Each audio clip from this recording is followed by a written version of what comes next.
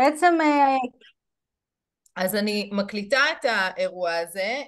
אם יש שאלות אישיות, אני מזמינה או לשאול בצ'אט ואני אענה, או לשמור את זה לסוף האירוע ואני אפסיק את ההקלטה, אפשר יהיה לשאול שאלות ואני אמשיך. השיחה הזו תעלה לפורום גרושות למען גרושות, ותהיה שם, אז בסדר? נזרום. אז ערב טוב. כיף שבאתן להצטרף לשיחה.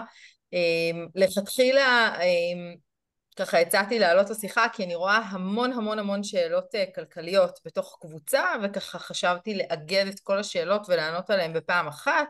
למה דווקא אני לענות? כי אני יועצת כלכלית כבר 17 שנה וגרושה פעמיים בעצמי. אז ככה יש פה איזשהו מנעד מאוד נחמד של התנסות מול ייעוץ להמון המון זוגות, גם בשלבי החתונה, גם בשלבי הגירושים, גם בפרקי ב', וככה חשבתי שיהיה נחמד לאגד את כל הדבר הזה לאיזשהו זום. בימים כתיקונם אני בעיקר אימא ל5 בנים, בני 24 עד 3.5, מתעסקת בפרויקטים להשכלה כלכלית, בכל מיני רשויות וגופים ציבוריים ופרטיים, וקוראים לי כרמי, ואני גרה בירושלים. אז אני רוצה שנייה בפתיחה, למה בכלל אנחנו מדברות על כסף בעידן המודרני? פשוט כי יש הרבה יותר אפשרויות מפעם. זאת אומרת, היכולת שלנו לשנות משהו במהלך החיים שלנו, בטח כנשים, בטח כגרושות, היא יכולת מאוד מאוד מאוד גדולה. פעם זה היה מאוד חד משמעי, או שהיה מי שיפרנס אותך, או שהיית בתחתית שרשרת המזון. היום אנחנו יכולות הכל, גם אם קשה לנו, ולפעמים מאוד קשה לנו, אנחנו יכולות הכל. ולכן מאוד חשוב להתעסק עם זה. אז אני אחלק רגע את הכסף בין כסף שנמצא בכל מקרה, זאת אומרת אם אנחנו עובדות שכירות למשל, גם עצמאיות, יש לנו חוק פנסיה חובה, 20, בין 20 ל-22% מהשכר שלנו הולך, יוצא לפי חוק, לתוך איזושהי קופה שהיא בדרך כלל מאוד עלומה ומאוד לא ברורה לנו, או שקיבלנו עליה החלטה פעם אחת ומאז לא נגענו בה, וחבל, כי זה כסף שבאמת אפשר לאסוף מהרצפה, אם אנחנו יודעות להיות במסלול הנכון, עם דמי הניהול הנכונים, בגוף הנכון שינהל אותו, וביטוחים וקרנות השתלמות וקופות גמל וכל מה שנלווה שקיים ואנחנו פשוט לא תמיד מנהלות, לבין כסף שזורם באופן פלואידי בהוצאות ובהכנסות שלנו, שיש לנו הרבה יותר שליטה עליו, אבל הוא גם הרבה יותר מורכב. אני רוצה לשים בצד בשיחה הזו את כל עניין הזכויות, המון המון שאלות ששאלו, הן שאלות של זכויות, אפשר לפתוח בכל זכות, אני יכולה לשלוח אחרי זה בקבוצה, או לצרף לתחתית ההקלטה הזו, את הלינק לכל זכות, כל הזכויות של המיסוי ושל תוספת הכנסה ושל מענקים של ביטוח לאומי, מענקי לימודים, זכויות של הרווחה, הכל כתוב שם ואני לא רואה לנכון לנתח את זה פה. אז באמת אני אתחיל במה שקיים, וכסף לאסוף מהרצפה כמו שאמרתי, זה אומר שאם אנחנו צעירות, הפנסיה שלנו לא צריכה לשכב לנוח מתחת לפוך עם המפזר חום, היא צריכה לרוץ ולעבוד, והכסף שנחסך שם הוא כסף שישרת אותנו בעתיד, בעזרת השם, לאף אחד אין כדור בדולח מה יקרה עם קרנות הפנסיה הישראליות, אבל כרגע לפי חוק אנחנו חייבות להפקיד לשם כסף, אז מסלולים בבקשה כמה שיותר מסוכנים, אין באמור להוות המלצה, תלך, אבל תקראו מספיק פוסטים בקבוצות פיננסיות ותבינו שהכסף שלנו צריך לעבוד ולא לנוח, סיכון מול סיכוי, סיכוי יותר גדול כשהסיכון יותר גדול, עד גבול מסוים הפנסיה שלנו מוגנת, אין לנו הרבה מה לחשוש בעניין הזה, שוב, כל עוד הכל מתנהל כמו שהוא קורה עכשיו. קרנות השתלמות, נא להפקיד כסף לקרנות השתלמות, בין אם את עצמאית, תפקידי לתקרה, בין אם את שכירה, תלחצי שזה יהיה חלק מהתנאים שלך, גם תצטרכי לוותר על חלק מהנטו, וזה עובד. הרי מה זאת קרן השתלמות? היא קופה מהממת, פטורה ממס. זאת אומרת, אנחנו בכל חיסכון שאנחנו עושות, או בכל השקעה שאנחנו עושות, כשנבוא לפרוע את הכסף, נשלם בין 15 ל-25% מס על התשואות, בסדר? על מה שקיבלנו, על מה שצמח. קרן ההשתלמות עודנה מוגנת על ידי האיגודים הגדולים, זה כל פעם עולה בשיחות קואליציוניות, אבל עדיין לא נגעו בה, והיא המכשיר היחיד היום בארץ שלא ממוסה. כלומר, כשנבוא לפדות את הכסף, לא נשלם מס על הרווחים, אוקיי? ולכן זה האפיק חיסכון הכי משתלם היום. לא רק זה, על כל שקל שאני מפקידה, המעסיק שלי מפקיד 3 שקלים, בין אם זה 1.5% ו4.5%, ובין אם זה 2.5% מצידי ו7.5% מצד המעסיק. אי לכך, הרבה מהמעסיקים לא רוצים להפקיד לקרן השתלמות, כי 7.5% תוספת לשכר זה המון כסף. בדיוק היום ישבתי עם הבן 24 שלי, שאמור לקבל העלאה בעבודה, ואמרתי לו, תקשיב, תבקש שלא תקבל העלאה בעבודה, ושיגבו ממך עוד מהנטו, אבל שיפתחו לך קרן השתלמות, כי אתה ממילא חוסך באפיקים אחרים, וקרן השתלמות היא הקרן הכי משתלמת היום בארץ. תעשה מאמץ, למרות שאתה צעיר, רק השתחררת מהצבא לפני שנה, תמצא בבקשה את הדרך שהמעסיק שלך יבין שהוא הצינור היחיד לחיסכון השווה הזה, ותוודא שזה קורה.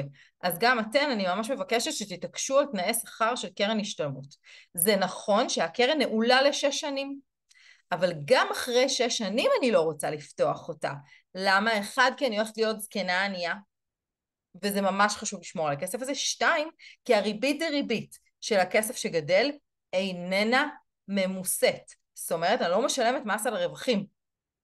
אני רוצה להמשיך להתקיים ממה שיש לי, אני רוצה להמשיך לחסוך בלי קשר לקרן השתלמות, לרכב הבא, אני יודעת שזה קשה, אבל זה יבוא, ועדיף לעשות את זה מחיסכון, ולא בהלוואה, כי בחיסכון אני אקבל איזשהו 1.5 שקל עד שאני אגיע לשימוש בכסף, ובהלוואה אני אשלם הרבה כסף ריבית, בסדר? אם קניתי רכב בהלוואה או בליסינג או בכולי. אז לרכב הבא, אם אין לי מספיק כסף לעשות בר מצווה, אז לא בהכרח שאני אעשה בר מצווה, אני לא אפתח קרן השתלמות בשביל זה. כנ"ל על שיפוצים, כנ"ל על שינויים תעסוקתיים, במעט מאוד מקרים משתלם לפתוח את קרן ההשתלמות, וזה מאוד מאוד אישי, ומאוד תלוי כמה מהר אני אוכל להחזיר לעצמי את ההפקדה הזו, וכמה מהר אני אוכל לצבור, אז רק בגילאים צעירים ולא בגילאים מאוחרים יותר. קרן ההשתלמות היא האפיק הכי שווה היום בארץ, אנחנו לא נוגעים בו, או משתדלים מאוד, אנחנו נשתדל מאוד שלא ניגע בו. בסדר? אז להקפיד על זה. אז אמרנו פנסיה, מסלולים, דמי ניהול, ככל שהצבירה שלנו עולה, אנחנו יכולות להתמקח על דמי הניהול, כנ"ל בקופות הגמל ובקרנות ההשתלמות. אני אסייג ואומר עוד משהו על הפנסיה והקופות. 1, תוודאו מי המוטבים בהן, אוקיי? כי הרבה פעמים אחרי שהתגרשנו, לא שינינו את המוטבים, בסדר? אז יש דברים שהם לפי חוק, כמו פנסיה, זה רק שאירים, ילדים עד גיל 21 ובן או בת זוג חוקיים, ואז בן הזוג לא, או לשעבר לא יהיה זכאי לשום דבר משם, אבל אז גם אני יכולה לבטל את הביטוח שאירים, בעיקר אם יש לי ילדים בוגרים מעל גיל 21, ולהפנות את הכסף הזה לחיסכון, ולא לשלם על הביטוח, כי בתוך הפנסיה יש לנו גם את מרכיב החיסכון שהצובר תשואה, וגם את רכיב הביטוח, שאם יש לי אובדן כושר עבודה, אז קרן הפנסיה תשלם לי חליף שכר, אם יש לי, אם אני הולכת לעולמי, אז היא תשלם לילדים שלי חליף שכר, בסדר? במקום השכר שאני הייתי מכניסה, אם אני לא פה אז ייתנו להם קצבה, ללא קשר לקצבאות מביטוח לאומי. ולכן מאוד חשוב לדעת מה הביטוחים בתוך קרן הפנסיה, וגם מי המוטבים. בסדר? אז בפנסיה זה לפי חוק, אבל בקרנות האחרות אני רוצה למנות מוטבים, אני אפתח פה בסוגריים, תכף אני אענה נורית, אני אפתח פה בסוגריים, שחשוב מאוד בעיניי, ברגע שמתגרשים גם לעשות צוואות. בסדר?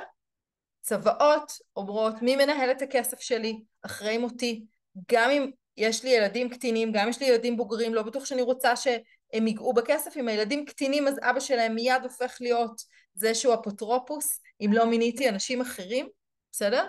אז צוואה, וזה לא חייב להיות מאוד יקר, אני פה מכירה כמה וכמה עורכות דין שעושות את זה באמת לגרושות במחירים מאוד מאוד הוגנים,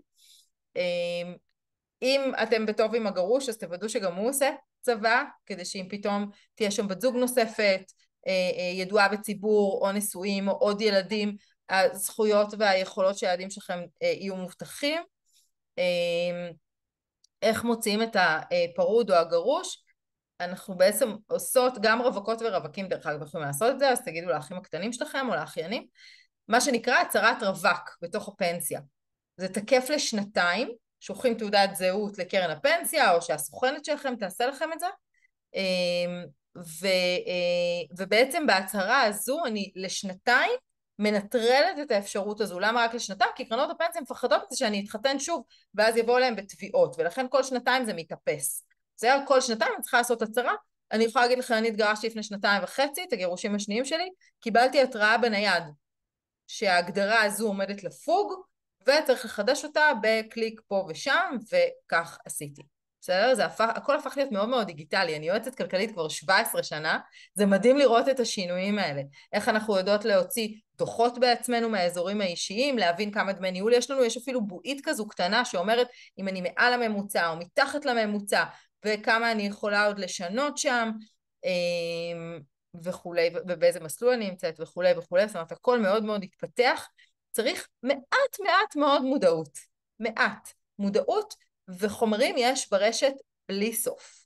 גם באתר שלי, גם בקבוצות פיננסיות מדהימות, כמו חתול פיננסי, מלא מלא מלא מלא מידע, צריך לדעת ולסנן מה אמין ומה לא, אבל מעט מאוד מודעות, דרך אגב גם באתרים ממשלתיים שהשתפרו לאין ארוך ממה שהיה פעם, למשל כל זכות שהזכרנו קודם, והאתר שנקרא האוצר שלי, gov.il, תחפשו את ה-gov.il בסוף, וגם הר הביטוח וגם הר הכסף, בסדר? כולם עם gov.il בסוף, וגם גמלנט וגם פנסיונט, שווה לעשות חיפוש, שווה לצלול. אני יודעת שזה מפחיד, אני יודעת שיש איזושהי רתיעה גם מגדרית, אבל בטח כלל ישראלית, של העיסוק בכסף, והשיח בכסף בישראל מתנהל בין איפה יהיה יותר זול לקנות בסופר, לבין אחי בוא נקנה קרקעות בטביליסי. ואין את כל הבאמצע. תלמדו את כל הבאמצע, מה שממילא קיים, מה שממילא יש, בסדר? טיפה פחות להתעסק עם כמה עולה לנו הקוטג' וטיפה יותר להתעסק בדמי ניהול שלי בפנסיה. יש לזה משמעות הרבה הרבה יותר גדולה. אני אדבר תכף גם על הקוטג' ועל ההרגלים היומיומיים ועל מה יש לנו מול הילדים שלנו, ששם בכלל אנחנו אימהות מדהימות, אבל הרבה פעמים זה ככה תוקע אותנו כלכלית. אז אם אני אשכח, תזכירו לי שהבטחתי לדבר על זה, אני אקרא רגע את השאלות שעלו כאן במקביל על הפנסיה וכולי, אז עניתי על איך מורידים. אני עצמאית ללא הפרשות לפנסיה, אם אני צריכה להפריש רטרואקטיבית מבחינת החוק, תתייעצי עם רואה החשבון שלך, עד איפה כדאי לך, ראוי לך ומתאים לך להפקיד. אני לא יודעת בת כמה את, אבל יש כבר שלב לפעמים שעדיף לשלם את הכנס ולחסוך באמצעים אחרים. ברוב המקרים, להפקיד, מה שאומרים, גם לקבל את הביטוח, גם לקבל את ההקלות במס על עצם ההפקדה בפנסיה ובקרן השתלמות, אנחנו מקבלות הקלות במס, סופר חשוב. בסדר? לדאוג לזה מול רואי החשבון ולהבין בת כמה את מרוויחה, מה הסיכון והסיכוי שלך בתוך הדבר הזה. ממליצה בחום להתעסק עם זה ולא להיות בת יענה, מה גם שאני מעריכה שהכנסות ילכו ויעלו. אפשר לעשות צבא בכתב יד ולהגיש, זה גם תופס, נכון, זה גם תופס, אולם דווקא במקרים של גרושות, שהמצב הוא טיפה יותר מורכב, ממליצה להשקיע בזה. אם זה זוג עם צוואה הדדית שהם אוהבים אחד את השני והם רק רוצים למנות אפוטרופוס לילדים, אם חס ושלום שניהם לא נמצאים פה וכבר קרו מקרים וראינו את הילד של ההורים שלו שנפלו עם הרכבל באיטליה, אתם זוכרות את הסיפור הזה? ששני ההורים הלכו לעולמם והסבים והסבתות שם רבו על הילד ברמות אחרות. אז אם אנחנו זוג אוהב שאנחנו רוצים למנות אפוטרופוסים לילדים שלנו אם חס ושלום קורה משהו לשנינו, או להגיד שבמקרה שקורה לנו משהו זו צוואה הדדית והילדים לא שותפים, אנחנו נותנים לבן הזוג את הכל, סבבה גם בכתב יד. עדיין יש אנשי מקצוע שיודעים לעשות את זה, אבל יש גם כל מיני טמפלטים באינטרנט. במצב של גרושה, דווקא שם הייתי מתעכבת בקטנה עם אשת מקצוע טובה, כי יש מורכבות אחרת, בסדר? אני יכולה להעיר משהו דווקא כן, לנושא של הצוואות, כן, כעורכת דין. כן, קודם כל, אפשר, לשאלתך, לעשות צוואה בכתב יד, זה לא דורש עדים, אבל מבחינת הראייה, היא הרבה פחות חזקה מכל צוואה אחרת, ואם אחרי זה יש בעיות, בדיוק. אז אי אפשר לזמן אף אחד לעדים, כיוון שמי שכתב אותו הוא כבר מת, וכל השאר זה איזה שהם ניסיונות רק לחזות מה היה. עכשיו, למה זה חשוב דווקא כהורים גרושים? שבעיניי זאת הפואנטה קודם כל, כיוון שהכסף הולך לילדים בדרך כלל, כן? אם מצווים ואם לא מצווים, בכל מקרה, אם זה נכון. באמצעות צוואה ואם זה באמצעות צו ירושה. אבל מי שיהיה אחראי על הכספים האלה במידה והם נשארו, זה האב של הילדים שהוא האפוטרופוס הטבעי, ולכן הוא גם יקבל לעצמו למנות את הכסף, ואם לא סומכים עליו, אז כדאי למנות איזשהו מנהל עיזבון, שזה יכול להיות אח או חבר או חברה או מישהו אחר, או ולתת ילדים הוראות, בוגרים שיקחו או, אל מול או ילדים קטנים. ולתת להם הוראות בדיוק איך להשקיע את הכסף, כמו שאמרת קודם, על מנת לשמור על הערך שלו בצורה הכי טובה. אז כן, זאת הסיבה העיקרית. מעולה. וזאת הערה מצוינת שקרנות הפנסיה לא תמיד מאפשרות לשנות את תמהיל השאירים, אבל מבחינה חוקית, כשאני לא נשואה, אני לא מדברת על פרודים, כשאני גרושה לגמרי, זכותי להוציא, לוותר אז על ביטוח בן זוג. אני רוצה להגיד לך שאני, כן, הוריי כבר אנשים מבוגרים, חצי מהם לא בחיים, ועדיין קרן הפנסיה מחייבת אותי לבטח, מה שנקרא, גם את ההורים לקצבת תלויים, והם לא מוכנים להוריד את זה. זה עסקת חבילה, אז תבדקי בזה אוקיי, אז את לא הנושא בדקתי הזה. לגבי הורים, אבל בוודאי לגבי שזה בני זוג, חיסכון, כי ובזה עסקינן כרגע. ההורים שלי לא צריכים שום דבר מהפנסיה שלי. אבל לענייננו כגרושות, בן זוג בוודאי אפשר להוציא, פעם בשנתיים צריך לחדש את זה. נורית, לגבי מה את שואלת אם שני הילדים מעל גיל 18 לגבי צוואה? אז בגדול אם הם מעל גיל 18 הם היורשים החוקיים שלך והם מנהלים את הכסף, כן הייתי משאירה להם הוראות מה לעשות עם הכסף ועם מי להתייעץ במידה והם צריכים, כי גם זה overwhelming לילדים, אנחנו נעלמים להם בגילאים צעירים, בסדר? ולצערי במלחמה הנוכחית כבר קיבלתי הרבה שאלות של יתומים, מה לעשות עם הכסף, איך להתנהל איתו, לצורך מה להוציא או לא להוציא אותו. יתומים שלא עלינו אחרי השביעי לאוקטובר קיבלו ערימות של כסף, ארגזים של כסף, ולא ממש יודעים איך לנהל אותו ומה לעשות איתו, ופתאום בית בלי משכנתה, פלוס ביטוחי חיים, פלוס קצבאות מהמדינה, בסדר? אז לא עלינו, סוגר את הפינה השחורה, בואו נמשיך בשמח.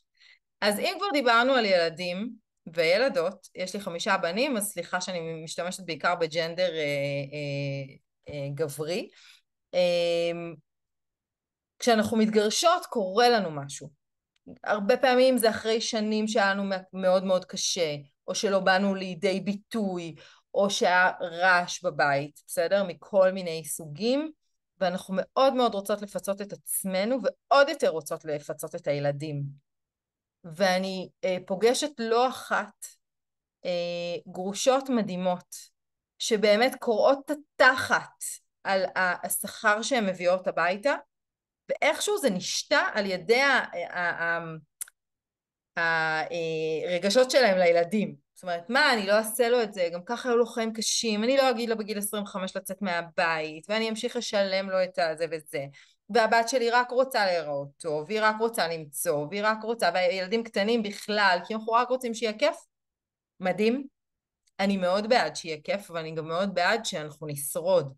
שאנחנו נעבור את השנה הראשונה אחרי הגירושים, שאנחנו נצמח בשנה השנייה, שאנחנו נהיה ענקיות בשנה השלישית והרביעית והחמישית, ושלא נשתבלל לתוך המצוקה.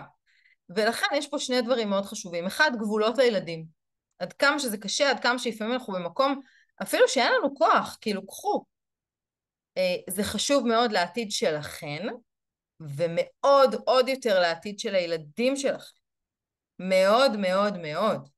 בסדר? ולשים שם גבולות, זה סופר חשוב. בנוסף, אני רוצה, וזה קורה המון, שכאילו נשים הן באמת פחות משתכרות הרבה פעמים מהגברים, אנחנו הולכות על הרגיל והן יוצאות חבולות מנישואים, לפעמים רבות על עוד קצת במזונות, כדי, בואו נפתח שנייה את הדבר הזה, את תסתדרי, את לביאה. ולצפות שמישהו אחר, זאת אומרת, יש פיצוי, ברור, אנחנו בהסכמי גירושים, גם כשיושבים פה להתגרש, אנחנו נותנים אוויר לאישה להתפתח, כי הרבה פעמים באמת הייתה בבית והגבר התפתח, ואי אפשר לעבור מ-0 ל-100, אי אפשר לעבור מחצי משרה למפרנסת ראשית, זה לא עובד. מצד שני, היכולת של להשתמש בזמן, במידה ויש שם גרוש אחראי שלוקח את הילדים, ברור שיש גם מקרה קצה שנשארת בלי כלום, וזה על הפנים, ובאמת, אין לך את הזמן ואין לך את הכישורים, ובאמת נורא נורא קשה. בהרבה מקרים, בעידן המודרני, יש שם משהו שמתפקד באיזושהי רמה. אז הם אוכלים ביסלי לארוחת ערב, לא נורא, תשחררי רגע, תשתמשי בזמן הזה לתוספת הכנסה, כדי לצבור את העצמאות שלך, כדי לצבור את הכוח שלך, כי יום אחד גם אם את כן מקבלת מזונות עכשיו, הם ייגמרו. הילדים הגיעו לגיל 18, לגיל 21, או תרצי לתת עוד איזשהו חוג שהוא לא מסכים לתת, או 1,000,001 קונסטלציות, תבני, בבקשה, אני באמת, בבקשה. אני הייתי 7 שנים גרושה עם 3 ילדים קטנים עד שהתחתנתי בשנית, הייתי נשואה לזמן יחסית קצר, נולדו עוד 2 ילדים קטנים, ומאז אני גרושה 2.5, זאת אומרת במצטבר, יש לי הרבה שנים על הכדור הזה כגרושה, התחלתי את המסע הזה מתוך טראומה, כשאני מכניסה 1,500 שקל לחודש, כיועצת כלכלית סופר צעירה, ממש בתחילת הדרך, שגידלה ילדים עם איש קבע. כלומר, גידלה את הילדים, לבד. והיה קשוח, לא יכולה להגיד שלא, אבל תיעדפתי, ואמרתי שאין מצב שאני לא צומחת מזה. ולקחתי כל עבודה שהייתה, גם כשכירה, גם כעצמאית, והקטנתי את כל מה שקשור לצרכנות וצריכה, שתכף נדבר על זה קצת. אנחנו לא רוצות לחיות בחושך, אנחנו רוצות לחיות בטוב, אבל לפעמים יש דרגות לדבר הזה, ויש שלבים לדבר הזה. ובגירושים השניים שלי זה היה מאוד ברור שאנחנו הורים שוויוניים, פחות או יותר, ואנחנו לא מדברים בכלל על מזונות, זאת אומרת, התחתנו, התגרשנו, 2 ילדים, בואו נגדל אותם ביחד, בסדר? אז ברור לי שזה לא מגיעים לזה במיידי, ברור לי שמאוד מאוד קשה לך, ברור לי שאורח החיים שהיה קודם הוא לא אורח החיים שיש עכשיו, ולא רק זה, גם אובייקטיבית. אם לא הסתדרנו עם כסף במשק בית אחד, כששנינו הבאנו כסף, גם אם הבאנו שנינו כסף טוב, עכשיו צריך לממן 2 בתים. כפרה, זה שינוי, כאילו אי אפשר להתייחס לזה כאל... הוא צריך, אני רואה הרבה פעמים תגובות, גם בקבוצה שלכם, אין דבר כזה, הוא חייב לממן את אותו אורח חיים. זה לא יכול לעבוד מספרית, כאילו ברגע שאנחנו שנינו גרים בשתי דירות שונות, לשנינו יש רכבים שונים, לשנינו יש זמן עם הילדים, זה מספרית זה לא יכול לעבוד. זאת אומרת, כמה שאנחנו באמת לא יעבוד, ולכן אנחנו חייבות לבנות את העצמאות שלנו, את הידע שלנו, קודם כל ממה שיש לעשות יותר, ואני לא מדברת רק על ההשקעות, דיברתי קודם על דברים בסיסיים שיש לנו בתלוש, לוודא שאנחנו מקבלות, לוודא שאנחנו דורשות את המחיר שמגיע לנו עבור שעה מקצועית שלנו, וכולי וכולי, בעולם של הביטחון העצמי, בסדר? אנחנו קצת הולכות לעולם של קואוצ'ינג, אבל זה סופר חשוב, ובטח בתפיסה שזהו, אנחנו שתי ישויות נפרדות, לא צריך לריב כל כך הרבה, יש דברים הרבה יותר חשובים לעשות בחיים, בואו ניקח את האנרגיה שלנו למקום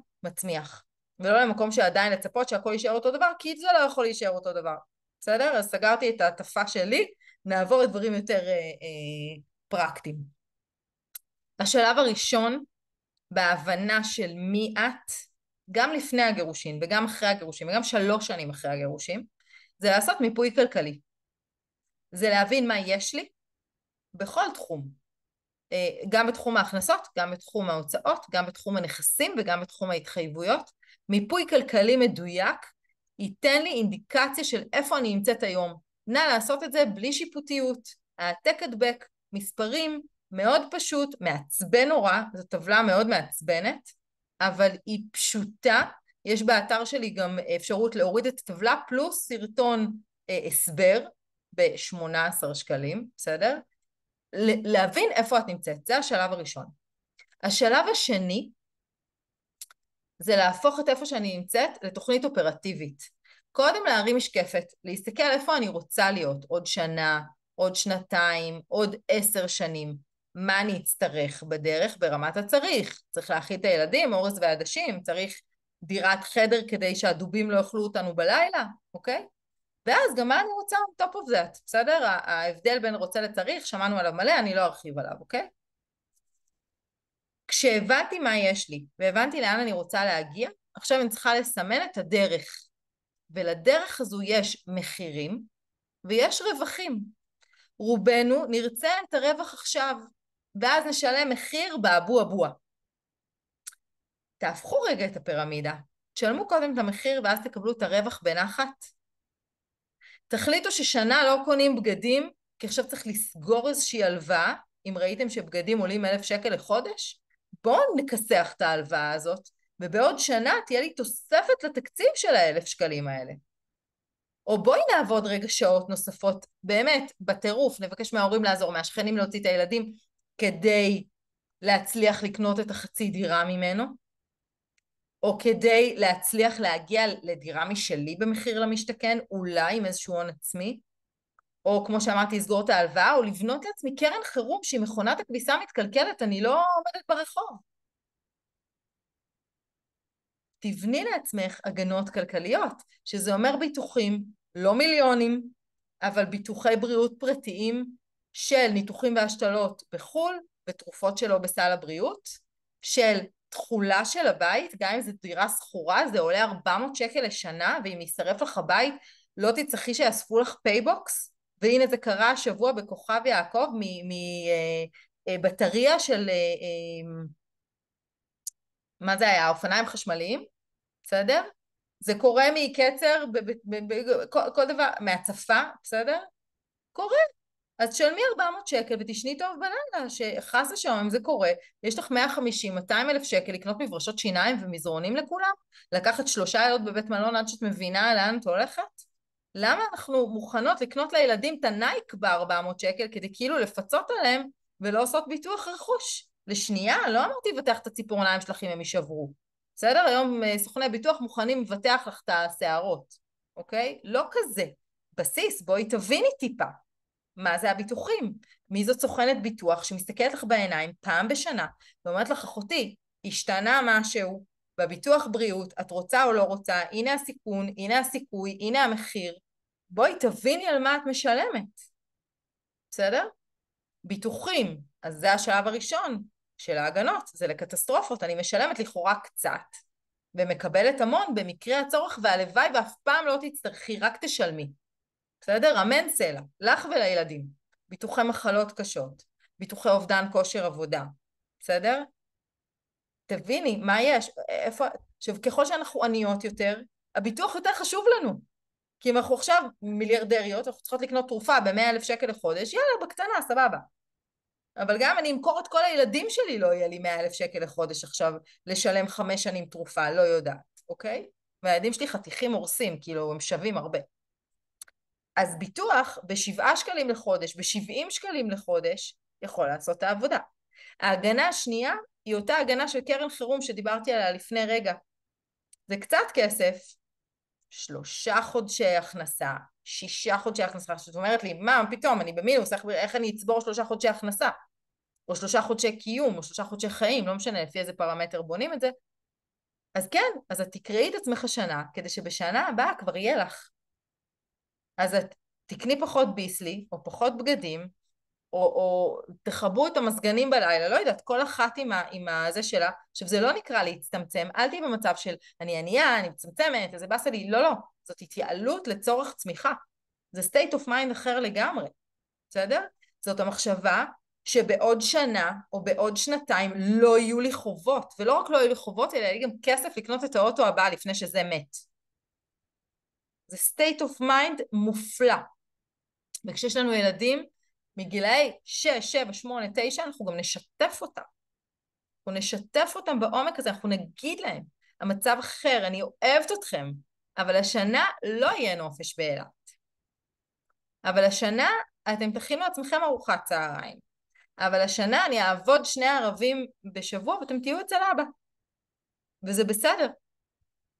ואין לי חיים, תדעו, אין לי חיים, לא יוצאת לדייטים, לא, אין לי, אני באמת יוצרת לנו, אז כשאני חוזרת, גם אם הייתם בבית, שיהיה מסודר. ברור שאנחנו רוצות שיהיה לך חיים, ברור שאנחנו רוצות שתצאי, דייטים, הצגות, תיאטרון, סבבה, קוקטיילים, אני בעד. אבל לפעמים יש תקופות כאלה, בטח עם הגירושים טריים, ואני משנה עכשיו אורחות חיים, שכן, בשביל להתקדם מקצועית, אז ברבח כזה, אני לא רואה. אני קורסת בשבת, ישנה בפעם בשבועיים, שאף אחד, אצלי זה יוצא פעם בחודש, שאף אחד לא פה. אבל אני נהנית מהעשייה, אני מוגנת כלכלית, אם פרצה מלחמה והעסק שלי יצר, ועצמאיות, בואו, דיברנו עד עכשיו רק על שכירות, עצמאיות, קשה לנו עוד יותר. קשה לנו להרים את עצמנו באנרגיות אחרי שהתגרשנו, קשה לנו להרים את עצמנו באנרגיות אם יש איזה דיון בבית משפט, אוי ובוי מה זה עושה לעסק שלנו. קשה לנו עם הלוח זמנים, קשה לנו לקום בבוקר ולדאוג לזה שתהיה לנו עבודה, ומי בכלל להסתכל עליי, אני כולי שפופה עכשיו, אפשר לגרוד אותי עם שפכטל, הרגע הוא עזב את הבית, בסדר? תודה עירית. אז כרמי, אני רוצה שנייה לבקש שתתייחסי גם לנשים לפני שהן מתגרשות. יש או, נשים, הן מפחדות לעשות את הצעד הזה, ובאמת אוקיי. לפי מה שאת אומרת כאן, לעבוד אקסטרה ולצבור כסף, אבל כל עוד לא התגרשת, הכסף הזה מתחלק לשניים, את לא יכולה לשים לך בצד. נכון. מה עושים במקרה כזה?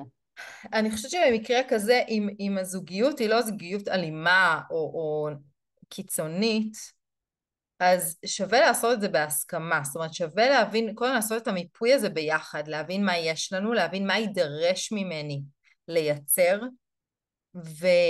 ולוודא שבין הזוג או בת הזוג, לא יודעת אם יקשיבו לנו גם גברים, מבינים את המשמעות של החלוקה לשתיים, ומייצרים לנו את הפלטפורמה כן להתפתח מקצועית ולהרוויח יותר. עכשיו אני אגיד לגבי חלוקת הרכוש, כי זאת גם שאלה שעלתה הרבה ומצאתי את עצמי עונה עליה. חיפושי אקטואריה, בסדר? יש שם אופנה לחפש אקטואר ולחלק את כספי הפנסיה, אמרו קרנות הפנסיה בניגוד לפעם מאפשרות את זה, של רישום בלי פדיון, ואז אנחנו לא מפסידים את הזכויות של, לא צריך בעצם לפדות ולשלם 35% מס, מה שהיה קורה פעם, פשוט מעבירים את זה על שם.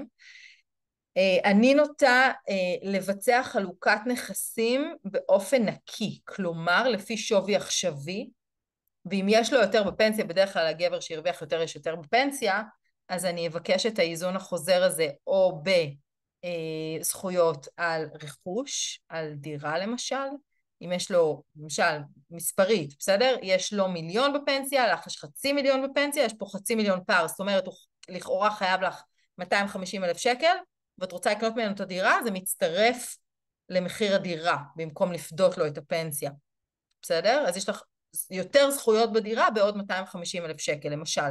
ואז הרבה פעמים נשים מסוגלות לעמוד במחיר של החצי פחות ה-250,000 שקל. אנחנו עדיין צריך לדאוג להם לפנסיה, אבל לפחות הן נשארות במקום בטוח בדירה שלהן, למשל. זה משהו שאני מאוד מאוד ממליצה לעשות. שוב, תלוי מקרה, אין באמור להוות המלצה. או בזכויות אחרות, קרנות השתלמות, חסכונות שצברנו לילדים ועכשיו יעברו לניהולי והוא יישאר עם הפנסיה שלו. בסדר? צריך לעשות בעיניי איזשהו שוויון, כי יכול להיות שאני אגיד, אוקיי, אז חסכנו לילדים, ואנחנו עכשיו במצב אחר, אני צריכה את הכסף לדברים אחרים, אז אנחנו ניתן להם פחות, והוא יישאר עם הפנסיה שלו ואנחנו לא נריב על זה, או אני אצליח ואני אתאמץ ואני כן אתן להם את הכסף הזה, או כל חיסכון אחר שקיים, או היוון של דמי מדור, תמורת רכישה של בית או תמורת פנסיה, או היוון של מזונות, שאנחנו תלוי שוב בגילי הילדים, זה ילדים מאוד מאוד קטנים, אז הרבה פעמים אנחנו לא נרצה, אבל אם זה ילדים קצת יותר גדולים, אנחנו יכולות לעשות את זה. זאת אומרת, אני רוצה להתייחס לפני גירושין לשני אספקטים. אחד, לבאמת לבנות את עצמי מקצועית, זה לא חייב להיות שאני אכניס עכשיו יותר, אבל שביום שאחרי יהיה לי את הקיקסטארט הזה של היותר, ושתיים זה באמת להבין מה הנכסים ומה ההתחייבויות, ולהשתדל לצמצם את ההתחייבויות עד הגירושים, כמה שיותר, שנינו בהבנה מלאה שעדיף שנצא בלי חובות, כי גם ככה יהיה לנו הרבה יותר יקר לחיות, ושחלוקה נכונה של הנכסים, ולא חלוקה בסיסמאות. בסדר, יש לך פנסיה, אתה חייב לי פנסיה. בוא נסתכל על זה, על מכלול שלם של חיים. תלוי כמה שנים היינו ביחד, תלוי כמה ילדים יש לנו, תלוי איפה אנחנו גרים, תלוי מה השינויים, בסדר? אבל זה מה שאני יכולה להגיד ללפני, חוץ מ-state of mind וטיפול רגשי שאנחנו נרצה להוסיף פה כתוספת עלויות. אני לא חושבת שבאמת, כמו שאת אומרת, שאפשר באמת להתכונן לזה, כי הכל כרגע שייך לשנינו. אז אם יש איזו ירושה, אז אולי אני אגיד להורים שלי כרגע להשאיר אותם אצלה, להשאיר אותה אצלם, או כאלה, אבל זה באמת נישתי ונקודתי. אבל ירושה בכל מקרה זה משהו לא חולקים. לא תמיד, לפעמים אנחנו מכניסים את זה למשכנתה, לפעמים אנחנו מכניסים את זה לשיפוץ, לפעמים, זאת אומרת, תלוי באיזה שלב את לפני הגירושים, לפעמים אני משקיעה את זה בעסק, ואז הוא זכאי לחצי מהעסק, בסדר? יש שם כל מיני מקרים. אוקיי. ופרקי ב', בואו ניגע רגע בפרקי ב', לפני שאנחנו נוגעות בצרכנות. פרקי ב' הם מקסימים.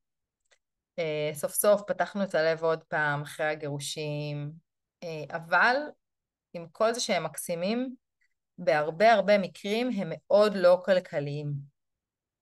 ואנחנו צריכות מאוד להיזהר ממקום, עדי אני מבטיחה לענות אחרי זה, אני רואה את השאלה, ממקום של כבדהו וחשדהו. אני לא עוברת לגור עם אף אחד, לפני שברור לי מה יקרה אם ניפרד, לפני שברור לי מה אני מביאה ומה הוא מביא ומה אנחנו לא מביאים, ולפני שאנחנו עושים הסכם מאוד מסודר על זה. אני לא מכניסה אף אחד לבית שלי, לפני שהכל ברור משפטית והכל ברור טכנית.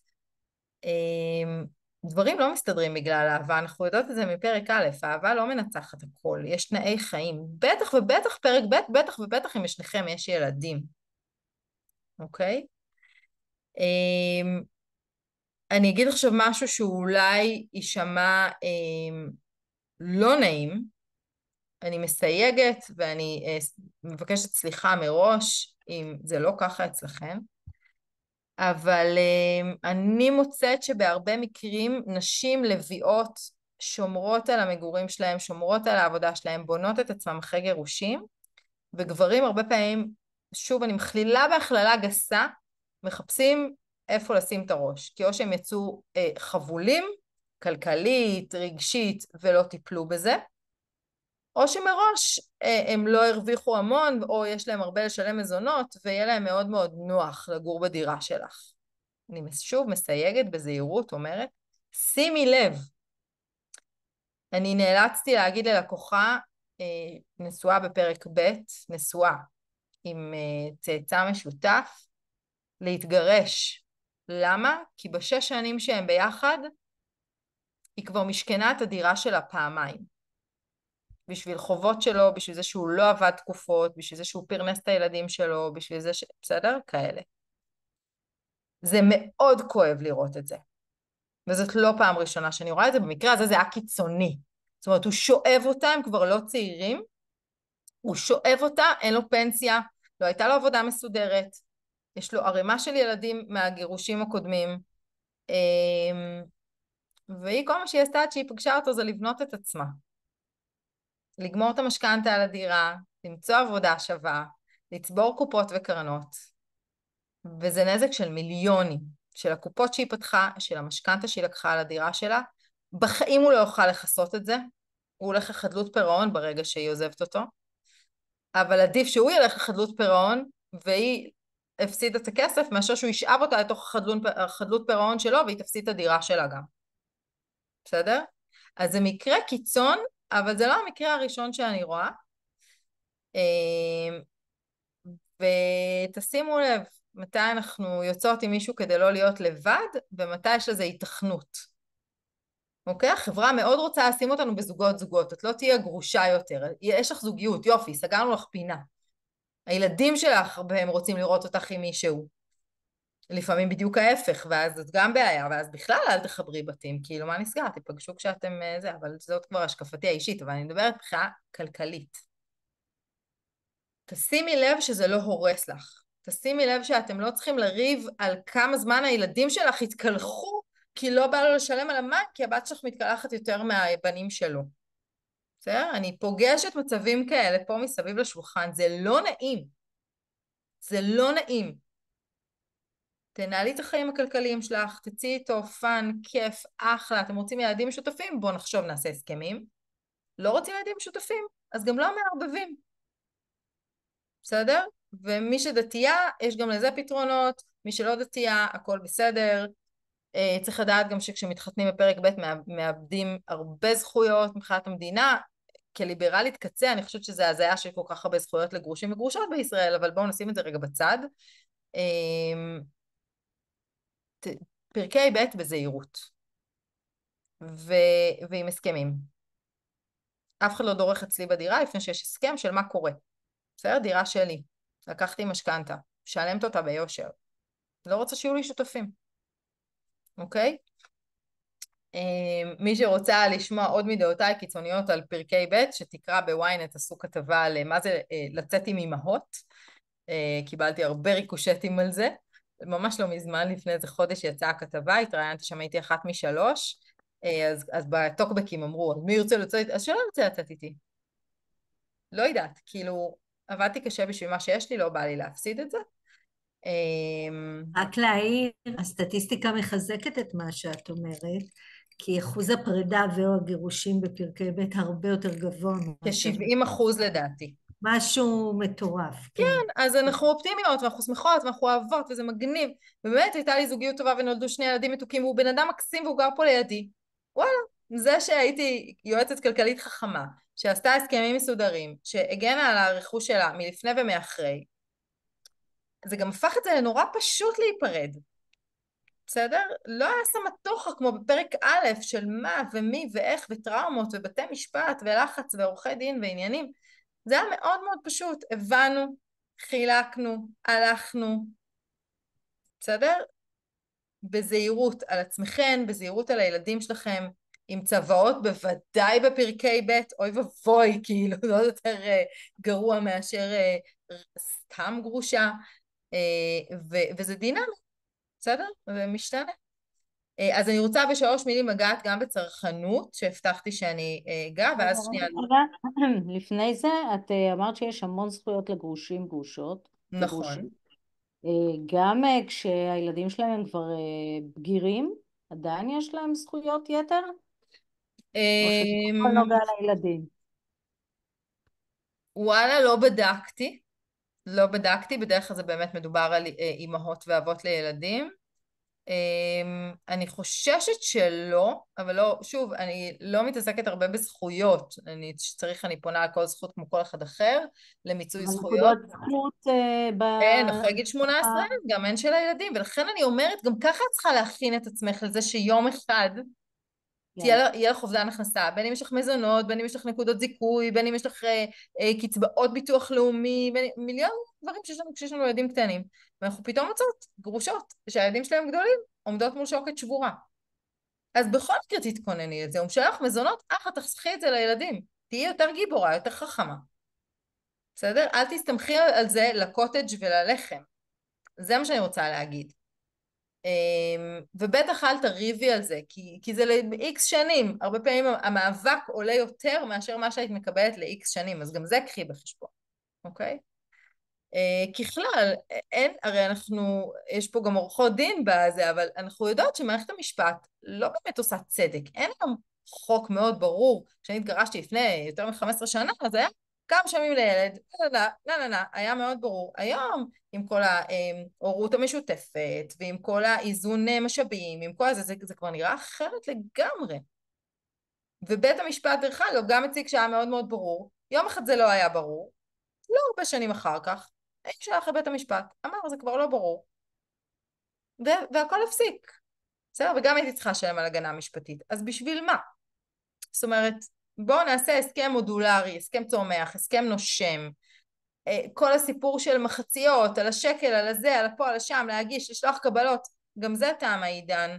אנחנו מסכימים על סכום פעם בשנה לחוגים לזה לזה, הוא מעביר קבוע, אם קנית עוד חולצה או לא קנית עוד חולצה, יאללה, לא צריך, הכל בסדר. אל תקני עוד חולצה, יש קבוצות מדהימות, אמהות לא אוגרות, 90% מהבגדים שלנו פה זה ירושות. לי אישית לא בא לעבוד עוד כמה שעות בשבוע כדי לקנות בגדים, וגם לא בא לי לבלות את הכמה שעות בחודש בקניון הקרוב למקום מגוריי, בסדר? אבל שוב, זאת השקפת קצה שלי,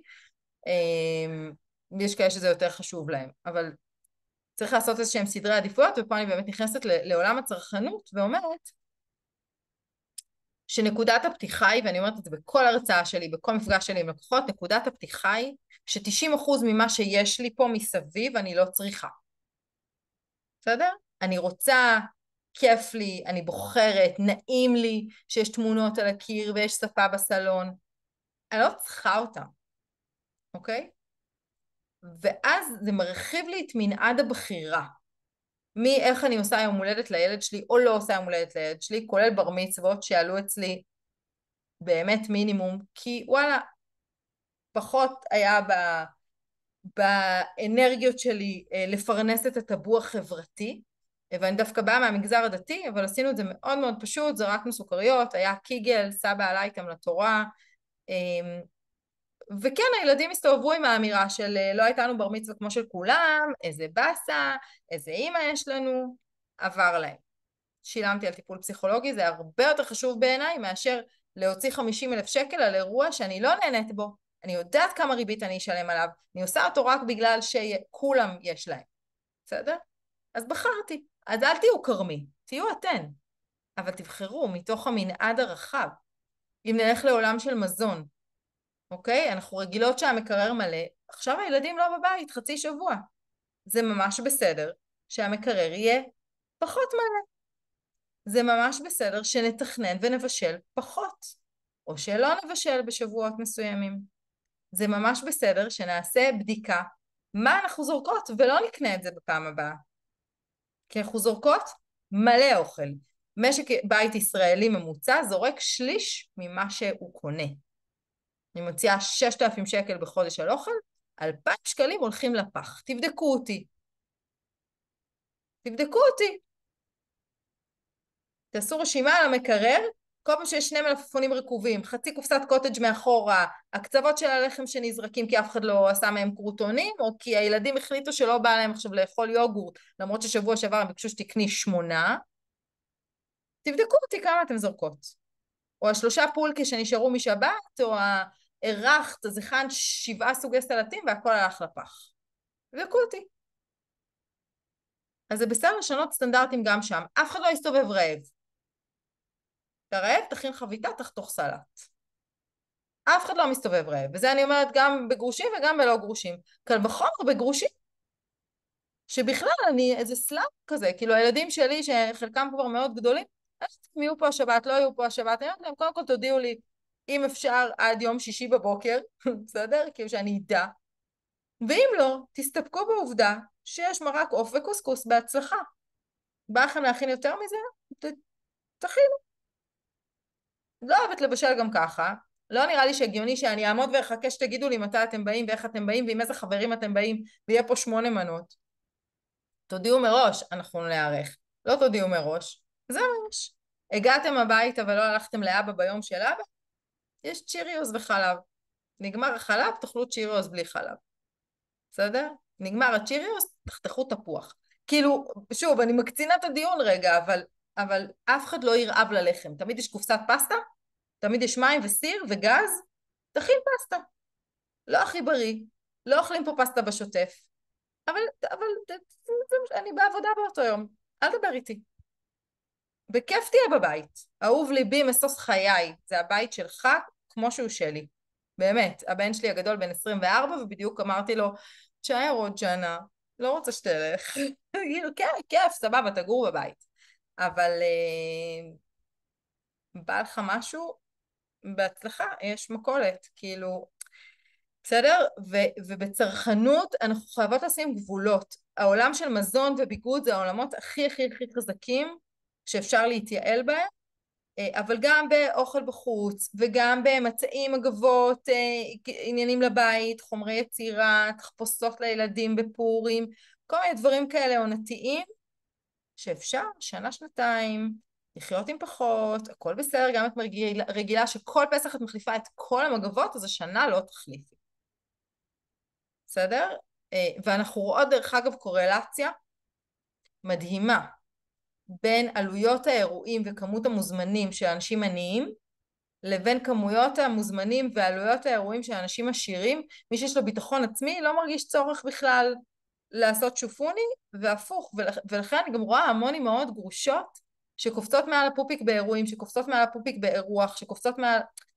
תביני את היכולות שלך, אל תקברי את עצמך בשביל עוד כמה סוגי סלטים על השולחן. תדבררי את הילדים שלך, תבחרו ביחד, תכינו את המטבוחה ביחד במקום לקנות אותה. בסדר? עגבניות עולות הרבה פחות מאשר לקנות קופסה קטנה. בסדר? גם עזבו את מה שיש את ההרכבים בפנים. זה בסדר שלא יהיה פסטרמה. כל מיני דברים שאנחנו שנייה נשנה, נשים סימני שאלה, עזבו, לא נפסיק לקנות, בסדר? נשים רגע סימני שאלה מה יותר חשוב לנו, נעקוב אחרי הרגלים שלנו. בטח ובטח, שוב אני חוזרת למזון וביגוד. בביגוד, תאמינו לי, אין משפחה אחת שיושבת אצלי, לא משנה באיזה מצב, מרווקים ורווקות ועד פנסיונרים נשואים באושר, שלא יכולים לעצור קנייה של בגדים לשנה. כיף לי לקנות בגדים, אבל אולי יותר כיף לי לסיים את ההלוואה, או להחליף את האוטו, או לקחת את הילדים שלי לנופש. שמלה ועוד שמלה ועוד שמלה ועוד שמלה ועוד שמלה, 2 לילות בבית מלון. אולי, בסדר, אנחנו רגילים כמה קל להיות מאושר, קניוני עזריאלי, היה לי יום רע, אני אקפוץ שנייה על קניון, אני אנשום ואקנה נעליים. בסדר? נכון, לחיות עם פחות לא סותר את תודעת השפע, תודה אור, זה ממש נכון.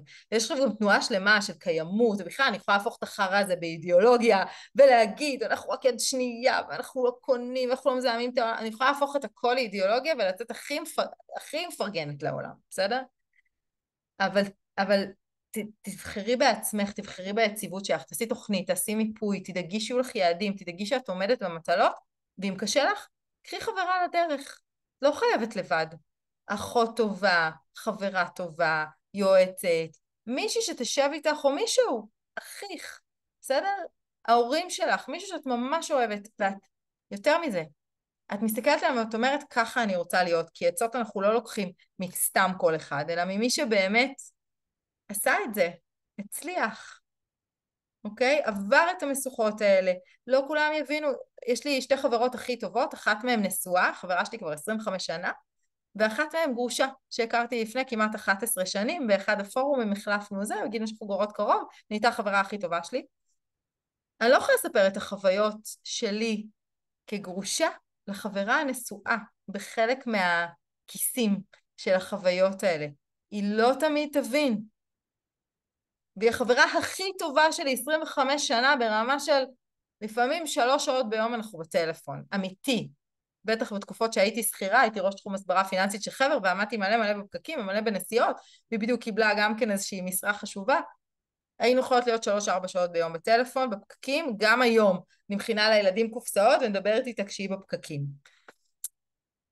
יש דברים שאני לא יכולה לספר, יש דברים שהיא לא תצליח להבין מה אני עוברת, ולכן גם במסע הכלכלי הזה, תבחרי מישהי או מישהו, שלא יעבירו עליך ביקורת, שלא יהיו שיפוטים, שיכילו אותך בתוך האירוע הזה, אבל שגם ידעו לתת לך סתירה, רגע, אבל את אתמול אמרת שאת יותר רוצה להחליף את האוטו, אז למה את קונה היום בגדים? או שאת יותר רוצה להתקדם מקצועית, ולכן עכשיו את עושה, ישבה איתי אישה מדהימה, גרושה, מהממת, שעושה שינוי תעסוקתי, הלכה בשיניים, במקביל לעבודה, למדה תואר במשפטים, והולכת עכשיו לשנת סטאז'. שנת התמחות היא שנה שמרוויחים בה 1.50 שקל. בערך שליש ממה שהיא מרוויחה היום. עכשיו יש לה ערימה של ילדים, צריך לפרנס אותם. התכוננו לשנה הזאת. אבל אחרי השנה הזאת, היא תוכל לרבע את ההכנסות שלה, ולהגדיל את האור שלה בעולם, ואת ההשפעה שלה בעולם, וצריך מישהו שיזכיר לה את זה כל הזמן. אחותי, זה מה שאת רוצה, אז תגורו בדירה יותר קטנה, עכשיו זה בסדר, אל תעברי עדיין. זה מה שבחרת. ובמקרים מסוימים, כשאנחנו שתהיה לנו תוכנית עסקית מאוד מאוד בטוחה ומסודרת, עם אפשרויות לנפילות, יכול להיות שאפילו ניקח הלוואה לקפיצה כזו משמעותית. שוב, אם זו הלוואה יחידה, אם יש לי כנגדה אפשרות להחזיר אותה, גם אם לא הצליחה לי התוכנית וכולי וכולי, אני אעשה את זה מחושב, אבל אם אני הולכת למקצוע, או להסבה שהיא באמת מאוד משמעותית, אז לשנה הזאת אולי אני אקח הלוואה כדי לממן את הבסיס של הבסיס שאני חייבת לעמוד בו. בסדר? יש מיליון תמהילים, מיליון אפשרויות. רק לא להישאר במקום. אוקיי? זאת העצה הכי גדולה שאני יכולה לתת לכן הערב.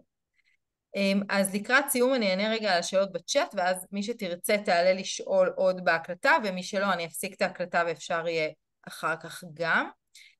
אם אין לי איך לבנות את עצמי מקצועית, 100% נכות זמנית. אין לי מושג בזכויות של נכות וכמה זה אומר זמני ומה המשמעות של זה. לפעמים אנחנו באמת, ברוך השם, שאנחנו חיות במדינת רווחה ויש לנו תמיכות מסביב ומיצוי זכויות זה ההליך. אני עדיין מאמינה שבעולם שבו לא כל העבודות הן עבודות של לחטוב עצים ולשאוב מים, אנחנו כן יכולות לעשות משהו עם הראש שלנו, משהו מהבית, משהו עם האצבעות, משהו, אני לא יודעת מה רמת הנכות, בסדר, לפעמים זה נכות שהיא מטראומה נפשית, אני לא יודעת מה רמת ההתמודדות, אני מאוד מאמינה וראיתי לא מעט מקרים של יצירתיות בהכנסות נוספות, וכמובן מיצוי זכויות. אז אין לי כל כך מה להגיד, אולי אם תישארי אחר כך ותפתחי ככה מצלמה, תספרי לי יותר מחוץ להקלטה, אני אוכל לחשוב איתך ביחד. הסכם חיים משותפים של בני זוג שלא מעוניינים להינשא, מעולה, תודה אורנה על הדיוק של זה, ואני לא רואה פה עוד שאלות. אז אם למישהי יש עוד שאלות מהפוסט שעלה. מהפוסט שהעלינו, בואי נראה, אם לא ענינו לדעתי כבר עניתי על הרוב. בואי נראה על מה לא ענינו. נושא של חישובים לעצמאיות על הטבות מוסדיות. חישוב רטרו של הפרשים של צמוד מדד שלא שולמו. אז זה אפשר לשאול כל בנקאי מתחיל, מתאריך עד תאריך, הוא יחשב לכם את המדד, יש גם מחשבונים באינטרנט, מאוד פשוט להבין כמה עלה המדד. אלו הטבות מוסדיות מגיעות מלבד הנחה בארנונה, אז שוב אני מפנה לכל זכות, יש שם הכל, אם לעצמאיות יש איזו הטבת מס, אז יש נקודת זיכוי, אז זה שאת גרושה, לא במשמורת משותפת, משמורת משותפת זה עובד טיפה אחרת. האם יש אפליקציה מומלצת או קובץ מומלץ למעקב אחרי ההוצאות וההכנסות ברמה החודשית? אז ככה, מעבר למיפוי שאמרתי, שאני מאוד מאמינה שצריך לעשות אותו ברגליים ולהסתכל על המספרים בעיניים, ואני לא כל כך אוהבת לערב בזה כל מיני גופים ששואבים לכם את המידע ונותנים לכם אינפוט, אלא באמת תעשו את זה, תתיידדו עם המספרים כמו שזה. אז אחרי שקיבלנו החלטות, בעיניי צריך לנהל תקציב למשך חודשיים לפחות, גם על טבלת אקסל. זאת אומרת, להיות פרואקטיביות, לנהל את התקציב, להכין מה אני רוצה להוציא החודש, ולשבת כל שבוע לעשות בקרה שזה באמת מה שהוצאתי, ולעשות שינויים קלים, אבל לא לצאת מהמסגרת הזו. אחר כך יש מלא אפליקציות, חמודות מאוד, חלקן שואבות נתונים, חלקן לא שואבות נתונים, חלקן עוזרות לנו בחיי היום, חלקן פחות. עכשיו, כשאנחנו מנהלות משק בית לבד, אין איזה לחץ גדול ללכת להשתמש באפליקציה, כי אני בסוף מנהלת את זה לבד. אז אם אני יודעת כמה אני מוציאה, בדרך כלל 2-3 סעיפים שאני מתפזרת בהם, עליהם אני אעקוב באופן יותר צמוד, משבוע לשבוע, וכל השאר זה דאטה כתבק. שנה הבאה אני אחליט עוד פעם אם שולחת לחוג או לא שולחת לחוג. אבל במהלך השנה הזו דברים ייראו אותו דבר.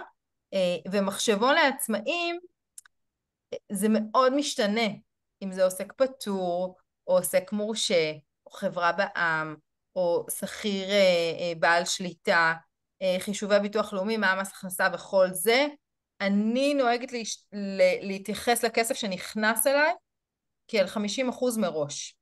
זאת אומרת, יש לי חשבון עסקי, למרות שאני מנהלת משק בית לגמרי לבד, חשבון עסקי וחשבון של הבית.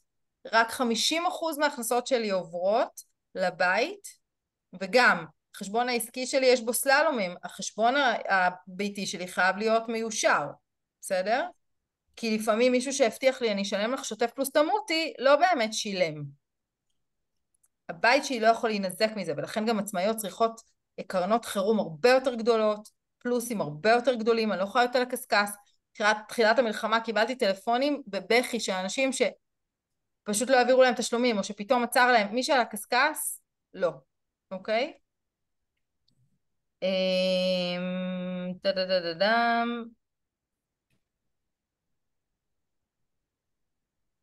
איך אני אתמודד כלכלית? הגרוש מתכנן לרדת מהארץ. אז כמו שאמרתי קודם, מראש תשתדלו לא להתחשב בעוד מפרנס, זה בונוס אם יש אנשים קקות שיסירו אחריות, לכי תרדפי אחריהם בעולם, נראה לי זה יהיה יותר יקר מאשר לקחת את האנרגיה הזאת ולבנות יכולת. ברור שהוא צריך לשלם על הילדים, אבל אני לא רואה מצב בעולם שמאבק, אלא אם כן הוא מולטי מיליארדר, שמאבק יעזור לך בעניין הזה. אפשר לעשות הוצאות לפועל, עיקולים, צו יציאה מהארץ, עיכוב יציאה מהארץ, יש המון עזרים משפטיים, יגידו לנו פה עורכות הדין הרבה יותר ממני.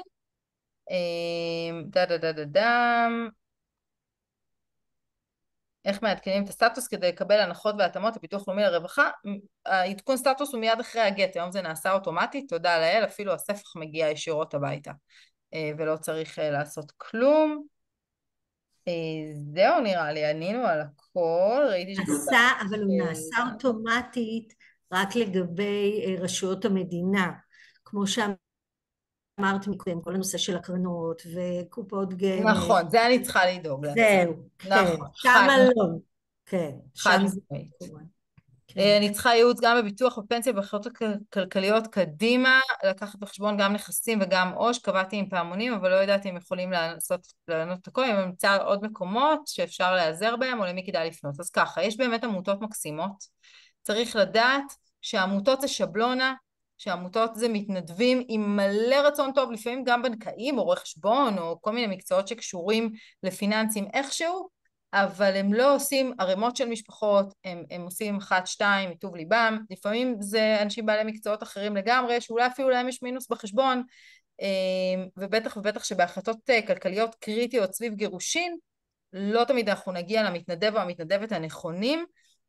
אנשי מקצוע ראויים זה יועצים כלכליים שמתמחים בגירושים, זה עורכי דין אם הם עברו הכשרה בייעוץ כלכלי, זה עוד יותר טוב. לאחרונה אני מכשירה יועצים ויועצות לכלכלת המשפחה, ולאחרונה מגיעים אנשים מכל מיני מקצועות חופשיים אחרים שרוצים את המעטפת של ה-360, כמו יועצי משכנתאות, יועצי מס, מה עוד היה, רואי חשבון, רואות חשבון, בסדר? כל מיני כאלה שבאים, ובאמת, אז אם יש עורך דין או עורכת דין שמתמחים גם בכלכלת המשפחה ומכירים כלכלה התנהגותית, מכירים תהליכי גירושים גם מהצד הזה, ולא רק בטכני אל מול בתי המשפט, מדהים, בסדר? ממליצה בחום, בדרך כלל מדובר בפגישה או 2, זה לא עניין מאוד יקר, זה לא עניין מאוד מתמשך, מגיעים עם מיפוי כלכלי, מגיעים עם איזשהו רף של זה מה שאני רוצה להשיג, ועושים שם את כל הסדר. הייתה פה עוד שאלה? לא, נכון?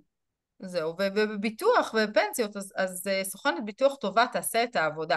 מה זאת סוכנת ביטוח טובה? זו שיחה אחרת לגמרי. לי לקח 15 שנה למצוא את הסוכנת שלי.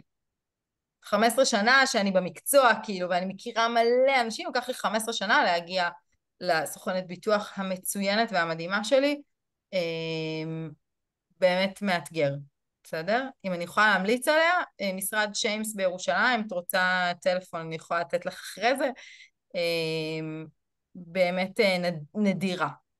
בכלל, כמי שכבר 17 שנה עובדת כרופאת משפחה כלכלית וצריכה הרבה התמחויות מסביב, אז בפינצטה אספתי קבוצה, אני לא לוקחת מאף אחד אחוזים, באמת, כולן וכולם אנשי מקצוע מעולים,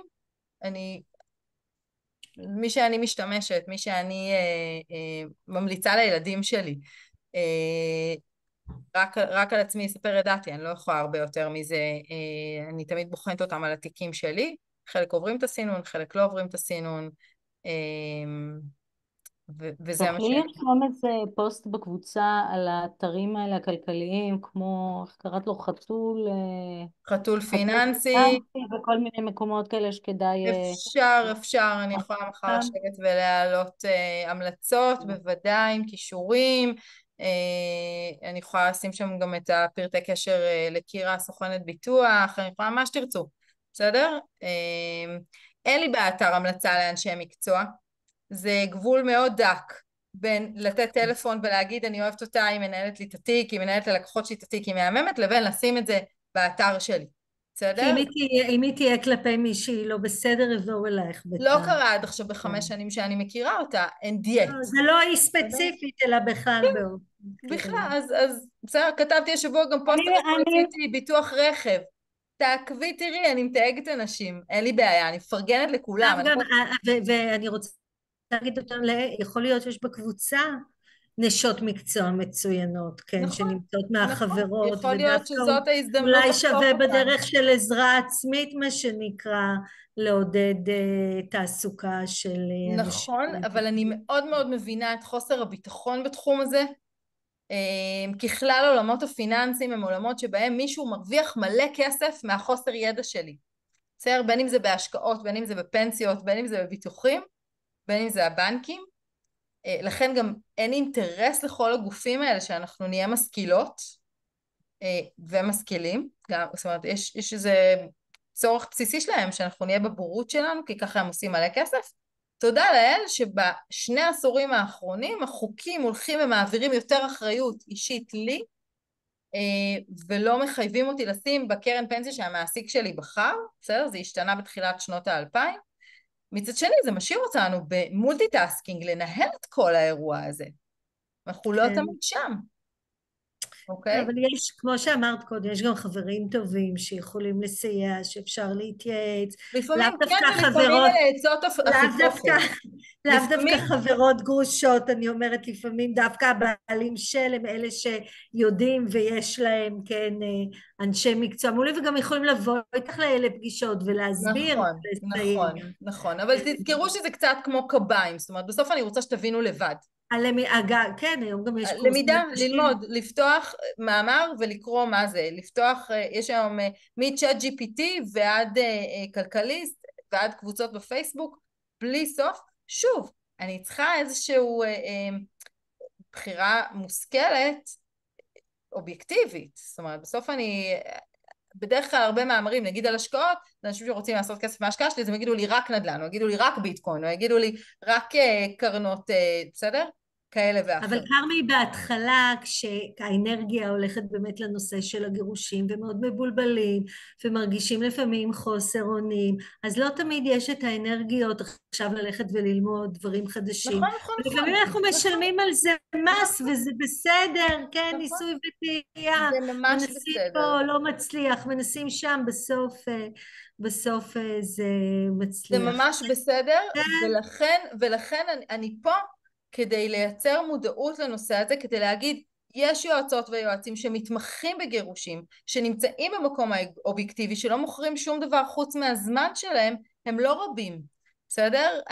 הנישה הזאת התמחיתי בה, כי עברתי גירושים, וכי באו אליי מלא גרושות וגרושים במהלך השנים, בהתחלה זה היה לקפה, ואחרי זה היה ממש להתייעצויות, ובסינרגיה, זאת אומרת של החיים האישיים שלי, של המחקר שעשיתי לעצמי ושל המקצועי שלי, נוצרה התמחות כזאת, שזוגות יכולים לבוא להתגרש אצלי ב4-5 שעות. כי אנחנו עושים מיפוי, הם מבינים שהם רוצים שיהיה טוב לילדים שלהם, אני צועקת עליהם שאחרי זה יפתרו את הבעיות שלהם בעצמם, אבל קודם אנחנו מתמקדים רגע בילדים, אני מאוד אסרטיבית פה בחדר, ומבינים, וסוגרים, ואחרי זה הולכים לעורך הדין לעשות את זה פורמלית, ומגישים לרבנות ומקבלים גט. בסדר? אני חייבת לחלוק עלייך, כי העיסוק המרכזי שלי זה גישור גירושים, וזה לא רק כסף, יש פה ילדים, ויש פה... ברור, וגם אני רשמתי לי פה גם להתייחס למשהו שאת דיברת על החלוקה של הנכסים, כשבעצם מה שאת אמרת, הרבה פעמים כדאי לעסוק בנושא של היוון, לקחת ולהבן אותם על מנת לקנות את החלק של הבעל בדירה, כן, וכדומה. וצריך להיות פה מאוד זהירים, כל דבר לגופו של דבר. ראשית, מי שמחליט אם הוא מסכים להבן פנסיה או לא, זה בעל הפנסיה. נכון. כלומר, אם הפנסיה שייכת לגבר, הוא זה שמקבל את ההחלטה. זה דבר ראשון. ואם זה שייך לאישה, היא זו שתקבל את ההחלטה. ככה שמראש לבוא עם הנושא של היוון, בלי לבדוק עם הצד השני מה הוא חושב, אז זה פשוט יכול להביא למפח נפש, כשמתכננים על משהו שמישהו אחר בכלל לא מוכן אליו. ואלה דברים שצריכים באמת להתברר, וצריך לתת להם מקום וזמן בתהליך הגישור, כדי להבין באמת מה יש ומה רוצים להבין, כמה, להיוון גם יש כסף, סליחה, יש מחיר, להיוון יש מחיר. נכון.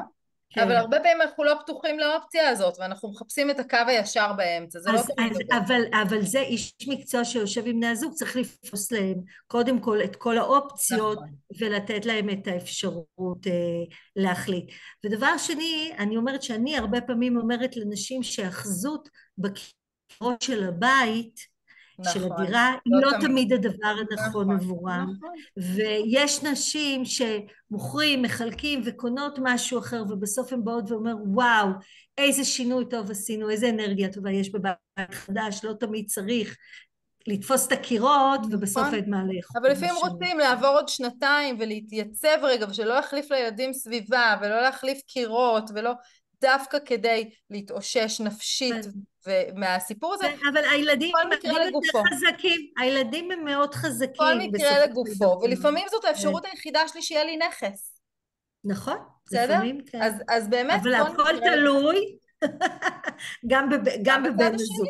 נכון, ולכן אני אומרת, ההפרדה הברורה הזאת, והקלטתי פרק דווקא מאוד מעניין עם מגשר בשם נדב נשרי, אני בטוחה שאת מכירה אותו, פרק פודקאסט מאוד מאוד מעניין, התחלנו אותו בפיצוצים, זאת אומרת בשיחה לפני, אמרתי לו אני בעד הפרדה ברורה, והוא אמר לי איך, אבל יש להם ילדים, אני לא מבין את המילה הזאת הפרדה, אני לא מבין, התחלנו אותו בפיצוצים, ובסוף הוא הבין, ההפרדה הכלכלית יוצרת חופש לבנות חיים חדשים, יש לנו ילדים משותפים לנצח, אבל once שהסכמנו מה אנחנו רוצים לתת להם, ואיך אנחנו הולכים לעשות את זה, אנחנו יכולים לצאת לחיים חדשים, הרבה יותר ברורים, והרבה יותר נקיים, מאשר שעכשיו כל הזמן אנחנו נתווכח על מה כן ומה לא, ברמה שבהסכם גירושים השני שלי כתוב איך תהיה הבר מצווה, למרות שהילד היה בן שנה.